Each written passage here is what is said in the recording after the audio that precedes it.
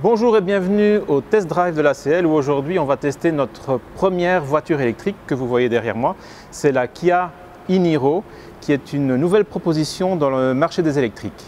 On va faire le tour du propriétaire et vous expliquer un peu plus ça en détail. Alors quel est l'intérêt de cette e-Niro? Eh bien c'est une voiture normale, c'est-à-dire qu'on a de l'espace comme vous voyez probablement ici derrière moi, on a une vraie place, on a un coffre qui est correct, la batterie n'empiète pas sur le coffre puisqu'elle est placée en dessous des sièges, enfin sous toute la plateforme du véhicule comme sur les Tesla et comme sur la plupart des nouvelles voitures électriques.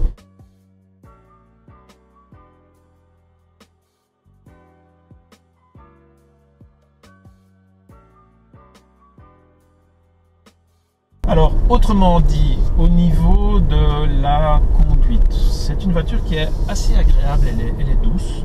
Bon, déjà, on est bien assis, franchement, moi, ça me plaît bien. Je suis assez bien assis. Les commandes, eh bien, elles sont faciles d'utilisation. La direction est légère, elle est bien calibrée. Elle n'est pas trop lourde pour une électrique, du coup, parce qu'en général, les électriques, c'est souvent proche des 2 tonnes quand c'est une voiture un peu plus grande que la moyenne. Ici on est à mi-chemin et en fait elle conserve une agilité assez agréable dans les petites routes de campagne. Moi ça m'a bien plu, je trouve que elle est assez précise, on la place bien dans les virages, elle est neutre, ça tient assez bien la route fatalement puisque le poids est placé au milieu et bas. Et alors ce qui me plaît c'est que on n'est pas en monte pneumatique extrême, c'est-à-dire avec des tailles super basses.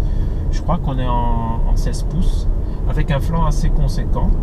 Et je dis ça pourquoi? Ça apporte 2 choses. Ça apporte premièrement un confort, puisque le boudin, donc l'épaisseur du pneu, permet d'amortir un petit peu les chocs. Et deuxièmement, en conduite dans les virages, on sent bien la voiture qui se place sur ses appuis et moi je trouve que c'est bien parce que la voiture téléphone, on dit qu'elle téléphone, c'est-à-dire qu'elle communique l'information de qu'est-ce qu'elle est occupée à faire et ça j'aime bien. Alors le moteur de cette Kia Niro est dans ce cas-ci la version 150 kW ou 204 chevaux. Il dispose de 395 Nm et c'est pas mal du tout pour emmener cette voiture qui pèse dans les 1700-1800 kg en fonction des options qu'on aura sélectionnées. Donc au niveau technique, le moteur se trouve à l'avant, il entraîne les roues avant. Et si on continue, on va voir ici que la batterie se trouve sous le plancher, vraiment ici en dessous. Et c'est l'endroit stratégique pour les voitures électriques puisqu'on place la batterie au plus bas, au centre de l'empattement, ce qui confère une bonne tenue de route et une bonne agilité. Et alors, quand on choisit les différents modes de conduite, donc comme je vous ai dit, il y en a 4. Il y a Eco Plus, qu'on obtient en appuyant sur une pression longue du bouton. Franchement, moi je vois pas d'intérêt d'être en Eco Plus. Bon, il limite automatiquement la voiture à 90 km/h. C'est un petit peu inutile. Moi je prendrais le mode éco parce qu'en fait le problème d'Eco Plus c'est qu'il coupe aussi la climatisation. Donc en éco on garde la climatisation, la voiture est limitée à 120 km/h donc par défaut hein, donc on peut enlever cette limite, ce que je ne conseillerais pas parce que franchement être au-delà de 120 km/h avec une voiture électrique c'est du gaspillage parce que on vide la batterie très vite. Bon, à moins d'être dans un rayon d'action assez court et que vous voulez rouler vite sur l'autoroute 120, 130, 140, tu des limites, vous pouvez le faire si vous pouvez la recharger régulièrement, mais sinon on va autant économiser la batterie. Donc on a donc Eco Plus, Eco, normal et sport et bon honnêtement je vois pas vraiment l'intérêt du mode sport à part pour épater la galerie. Bon là je vais vous montrer, je viens de la mettre en sport. La pédale est beaucoup plus réactive, hein. Regardez ça, ça réagit assez fort. Je vais faire une accélération, vous allez voir, on est vraiment collé. Vous avez vu ma tête comme elle a tapé sur l'appui-tête. Ça accélère bien, mais bon, il n'y a pas vraiment d'intérêt à être dans ce mode-là, à moins de vouloir faire des départs arrêtés au feu rouge et d'amuser la galerie.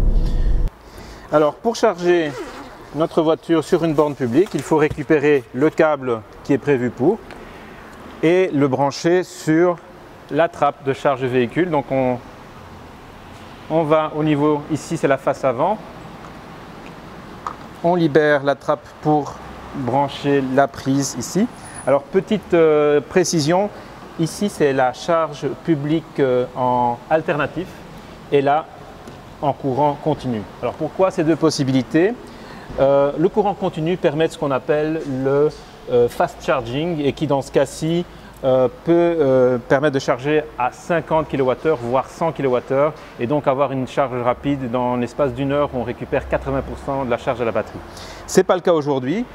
On est sur une borne de type Chargy, donc je prends ici le connecteur que je mets là et puis je vais sur la borne qui se trouve ici.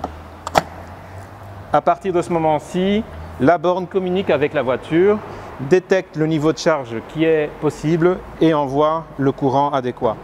Alors ce qui est important de savoir, c'est que dans le cas des véhicules électriques, ce n'est pas forcément la borne de charge qui détermine la vitesse maximale à laquelle on peut charger, c'est le chargeur installé à bord du véhicule et souvent c'est le chargeur qui limite. Dans ce cas-ci, on a un chargeur qui est de 7,2 kWh alors qu'on a une borne qui peut monter jusqu'à 22.